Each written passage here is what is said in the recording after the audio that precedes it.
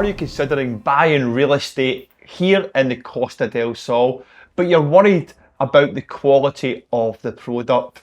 Well, you're in the right place. I'm Cassidy. This is the New Sun Network, and I'm here today in Puerto Banús with Campbell Ferguson from Survey Spain. So Campbell, tell me about yourself, your background, and what made you start Survey Spain. Worked in Glasgow, based in Glasgow for many years. Then I was asked to be MD of a company in Madrid, and that went well until Saddam Hussein went into Kuwait and everything collapsed. So I went back to Scotland. Then gradually things worked out, and I came to Spain in 2001. Okay. I thought at that time that I didn't really know how the property market worked down here, so I became an estate agent for a short while, or I worked with an agency for a short while. In fact, the owner of that was also a Cassidy. Tony Cassidy, I don't know if you know him, but anyway, Marbella Direct it was called. And we worked away on that, and then I decided, having seen some estate agents going around with no soles in their shoes because they hadn't made a sale or anything like that, I thought, well, we'll go back to basics and become a professional again, because I was a chartered surveyor. I've been a chartered surveyor now for a long time, about 50 years, more than 50 years. So that's basically what I did. Survey Spain's been running now 21 years. On the 1st of September this year, it was 21 years. So we've got the key to the door at last. That's fantastic. That worked well. And yeah, it's a small organisation at the moment.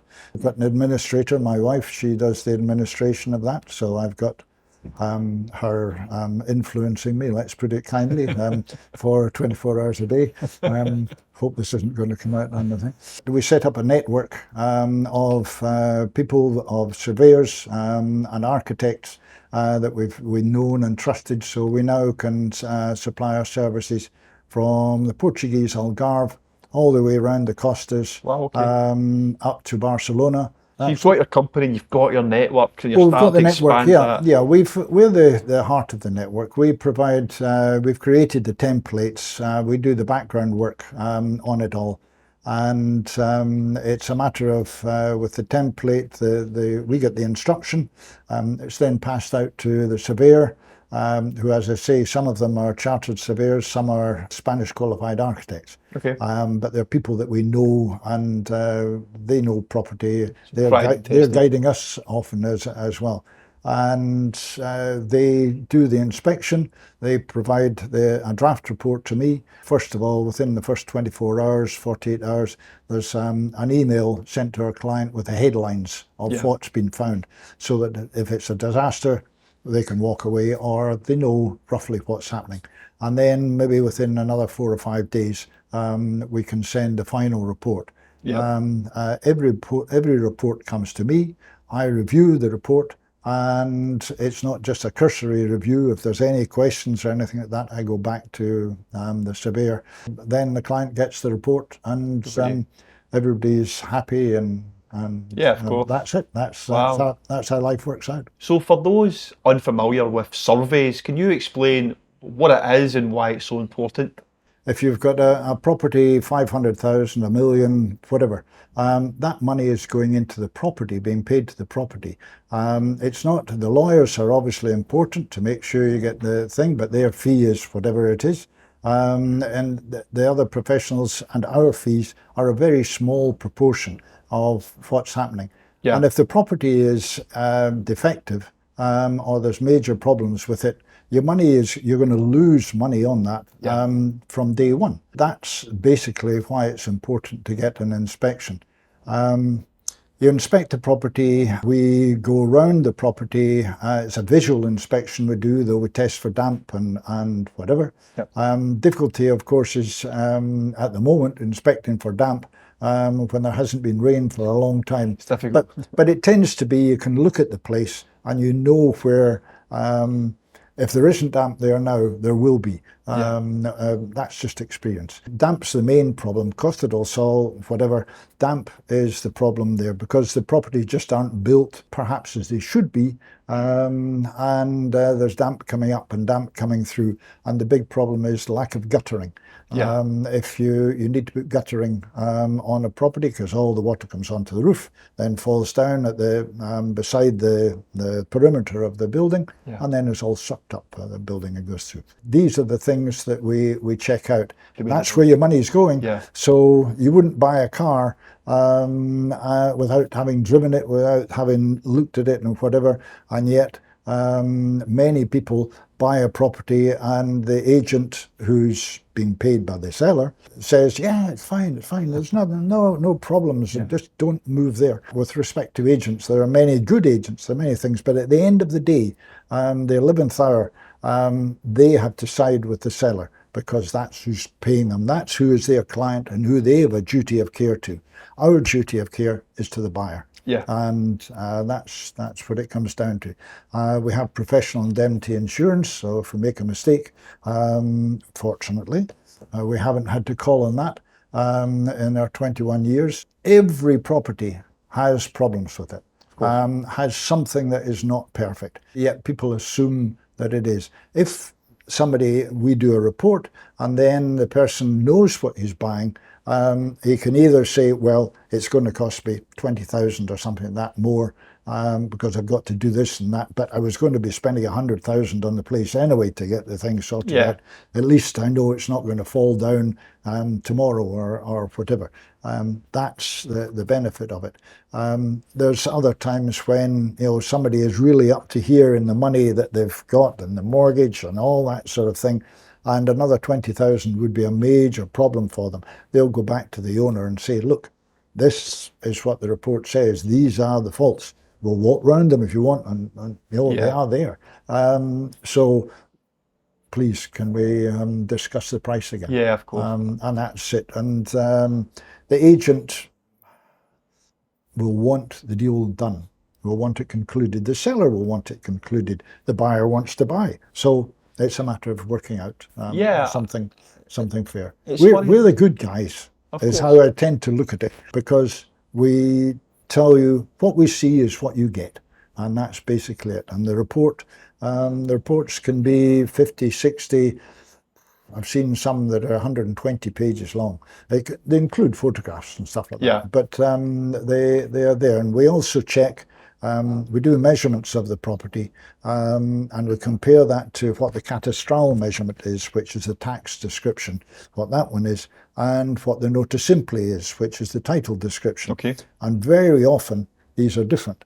If they're significantly different, the probability is that something that hasn't been registered. It's not necessarily illegal, but it hasn't been registered. Many owners will do the work, they'll get all the licenses, get all the final documents from the architect, etc., but they won't go to the registry because it's going to be another €1,000, €2,000 Just that extra to get that put on. And they just say, no, we'll deal with it when we sell the property, which is fine. That's quite understandable, but you should know this. And it should be a flag. What we do is we provide lots of flags. This is what you should watch out for. So you mentioned about dampness, about potentially extensions or these things that they might add on, and not. What other sort of red flags would you normally come across? Damp's the main one that you get. Sometimes things haven't been built properly, and you do get some structural movement and things like that. Nowadays, I think almost since I started here, the builder has got to take out decennial insurance, which is a 10-year insurance policy. Now that covers just the structure. If you're looking at the house, it covers the pillars and the floor plates and parts of the roof and the foundations. The walls it doesn't cover because they're not structural, they're just to stop the weather coming in. So that if there's a problem with the pillars cracking, the foundation movement or something like that, then the insurance policy comes into it. If you're the owner of the property, the owner of the land, and the building has been built for you, you're not obliged by law to take out that policy. So you can save yourself 30,000, 40,000 euros on it. But If you want to sell the property within the next 10 years, you've got to get one, and a retrospective one, to my mind, isn't worth anything because nobody can know how it was built, what the mix of the concrete was, or anything like that. The insurance companies, they send specialists to check as the property is being built because they know if it's built wrongly, they're going to have to pay out. So these specialists report back to the insurance company and everything is done properly on the structure. It's funny because I think they mentioned earlier about, in the UK, obviously, we're both from Scotland. The surveys, a survey is a standard thing that you get, and actually to get a mortgage you have to have the survey, and it's the seller in Scotland that's got to get the survey done, right? And that shows you everything. And because what I'd done before I came to Spain was I used to source real estate for investors. So I would be acting on behalf of the investor, looking at properties to think, actually, that's a really good rental, or actually, that's something we can flip for profit. But for that, I would do a visual inspection, I would do my damp tests, but also I would look at that survey, and I would say, actually, the electrics are not up to par.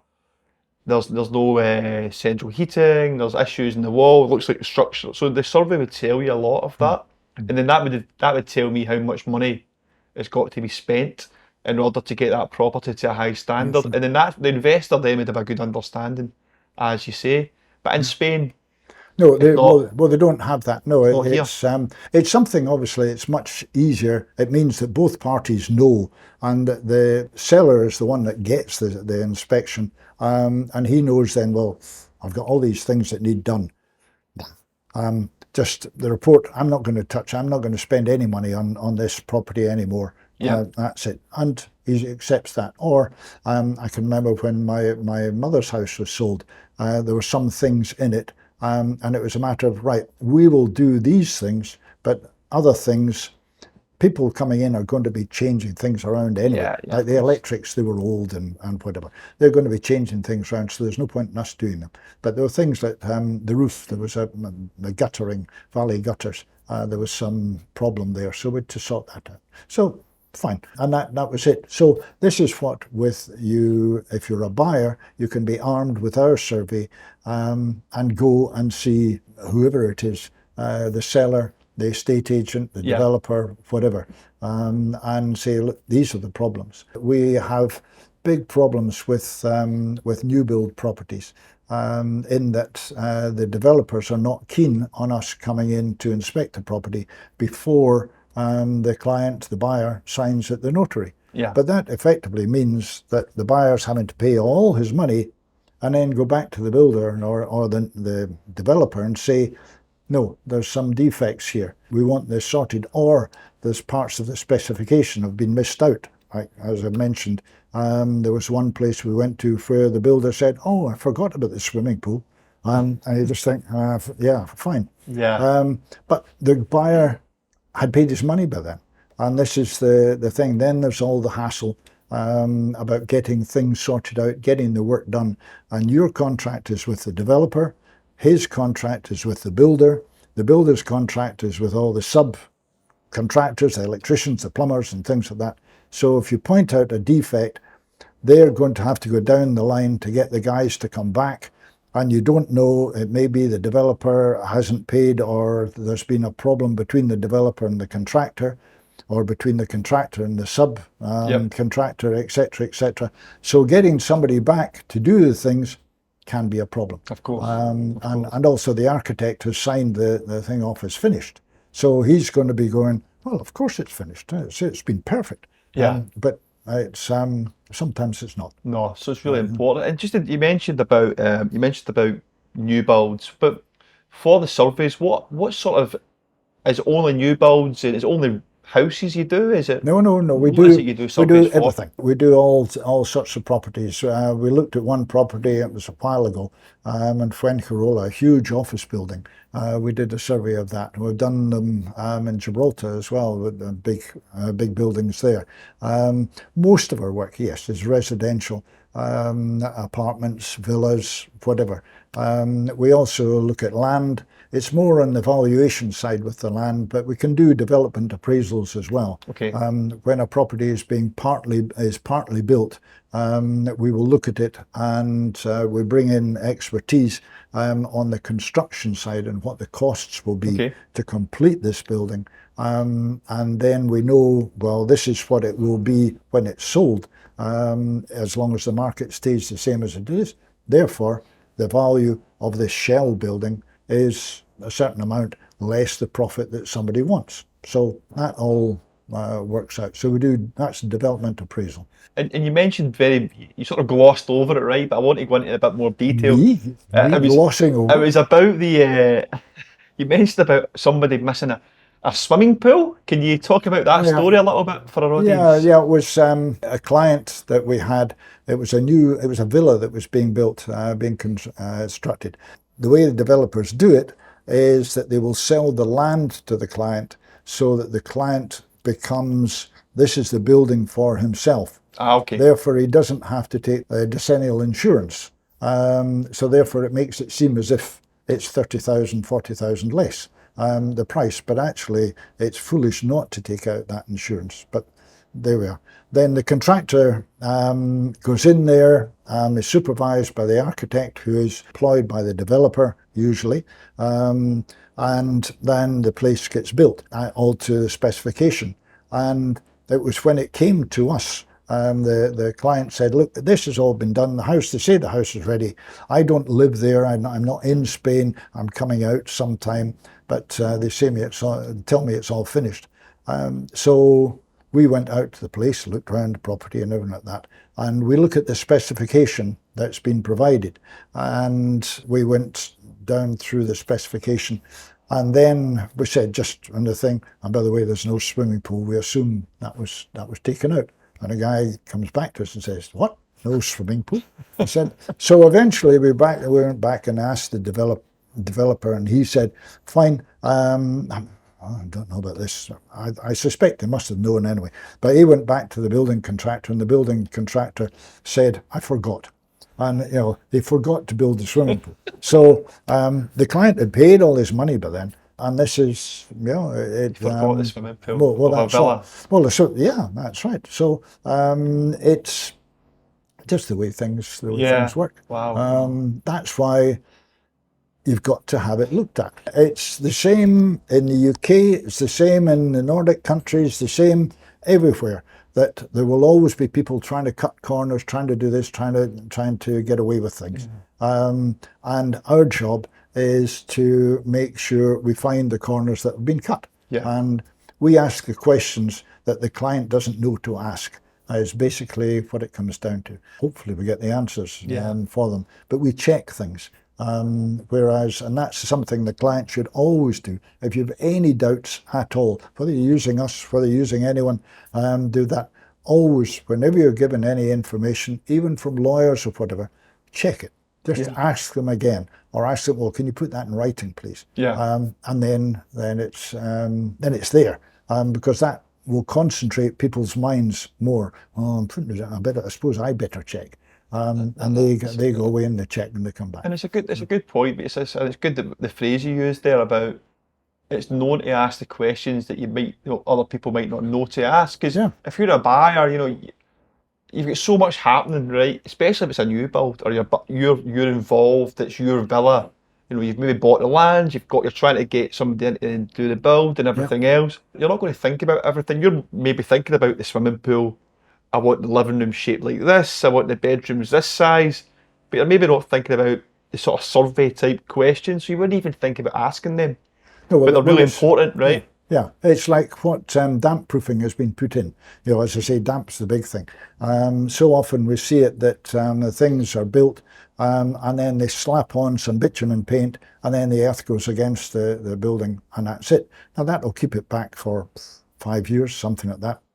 Then the damp begins to get through, and especially if there's no guttering, which architects here It's just not done, or they don't put it in so often. Let's put it that way. Yeah. And it does cause. That's one of the biggest causes of problems within houses. You should always have the guttering. And nowadays, with the droughts and things that we have, if they predict that it's going to get drier, people will need tanks beside the buildings, as there used to be 20 years ago. Many houses were built with a tank for water. Yeah. Because the water supply wasn't so reliable. Now the water supply here is reliable, as long as they've got the water. As long as they've got the water. No, well, that's it. So catching the water from the roof, you can put it into a tank, and you can use that irrigation and whatever. Yeah. I wouldn't necessarily drink it myself, but certainly it can But be it's used there. for It's a irrigation. necessity if you get it. So Campbell, are there any new regulations that are either just came in or coming up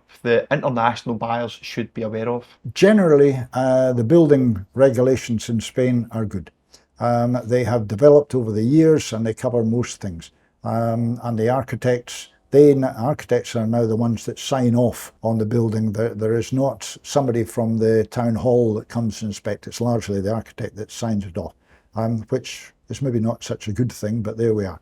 That's how it is. The most recent thing that's come in and will affect many buyers, the community that a building is in can, with a vote of 60% of the owners, say there'll be no short-term letting. Okay. That's no lettings of less than 2 months within that urbanisation. The reasoning behind that, behind a decision like that, would be that if you are a permanent resident in the place and you're working here, your working hours are long, you want a decent night's sleep and everything like that.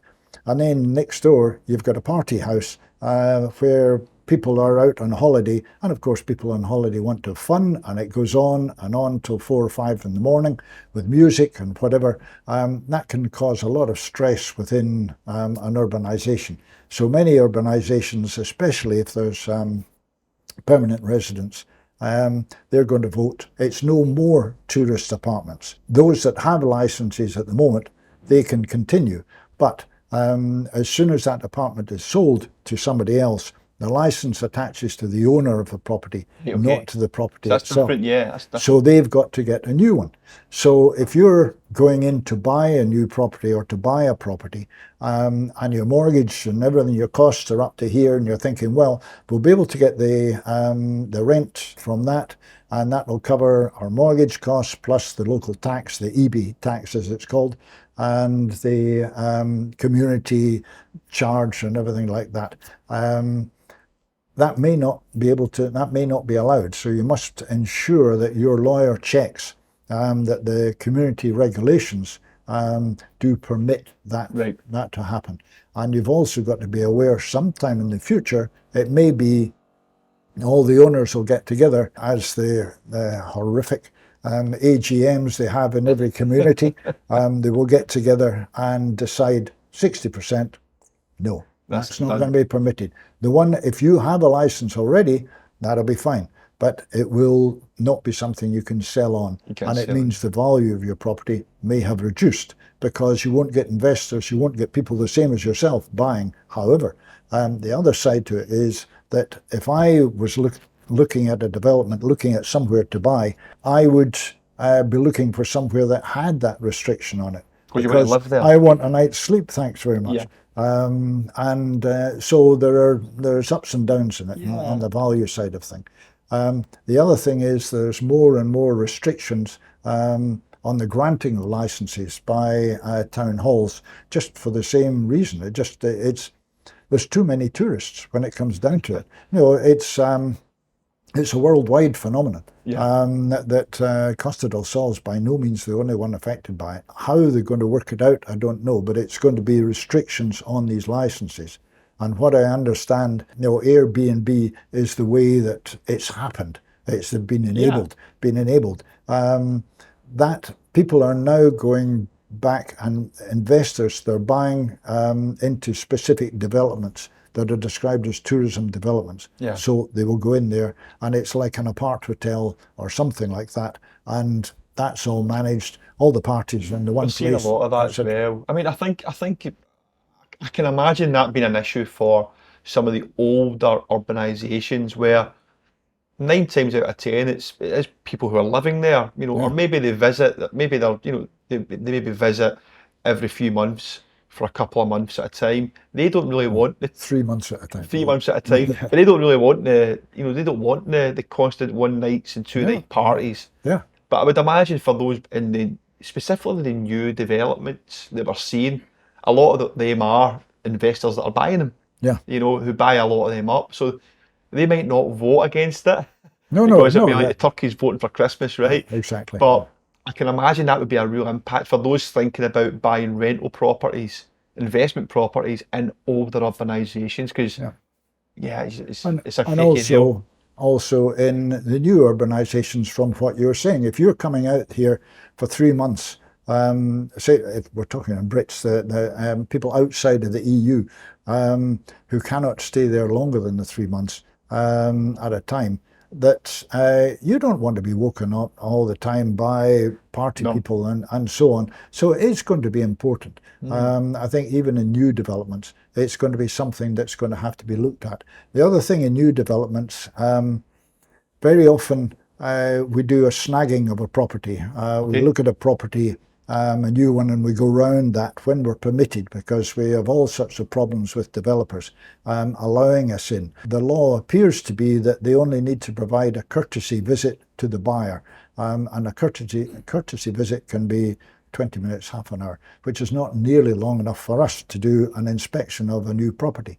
Often, if there are defects found, it'll be put that, well, you can deal with the administrator, will deal with that once you've bought the property. Then you go to the administrator, he'll deal with it all and get things sorted out for you. That's the administrator of the community, who's like the manager of the community. However, you've got to remember the developer is probably, will most likely have been the person who has appointed the first administrator.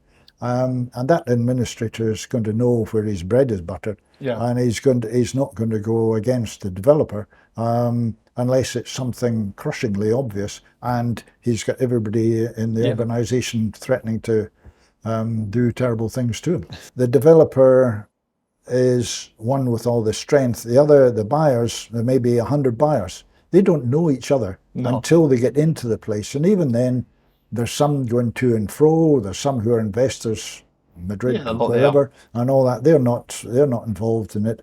And as I was mentioning, the AGMs of urbanisations, they're fabled horrible. They are personal experience. Horrible. And in many urbanisations, they're done in Spanish. So many foreigners don't have the Spanish to be able to understand what's happening. That's been said. And it can just be, it goes on and on all night with one conversation going on, half the audience there, the other half there, the administrator just sitting twiddling the thumbs or doing that, and it goes, and you know, there's slanging matches and so on, until everybody decides, God, I'm hungry, and it's 11 o'clock. They usually start about 7 or whatever. So they say, right, decision this, decision that. Yep, right, yep, right. And the administrator's probably got most of the proxy votes anyway. So the decisions are all done, and that's it. It could have been done in 5 minutes. I know, but it's typical. But it's also in the favour of the administrator and of course, his peace of mind or whatever. Having said all these things, you know, we're not there to praise a property. We are there to look at a property and find out what the problems are. We are, of course, aware it's a beautiful place to be. We live here. We've chosen to live here, and everything like that. There are many, many beautiful places. There's many properties that, as I say, most will have a slight snag or something, but don't sweat the small stuff, as the saying goes. Just if it's a major thing, fine. But most places are fine. Yeah. But, well, Campbell, it's been an absolute pleasure having you on. I've learnt so much, and I know that our audience will do as well. It's always good meeting a fellow guy from Glasgow. Well, it'll be good for you. You're somebody you don't have to translate for. Exactly. It really helps. It helps. It might not help the audience, but it definitely helps me. Yeah. So, Campbell, thanks for coming on. My pleasure. Thank you. My pleasure.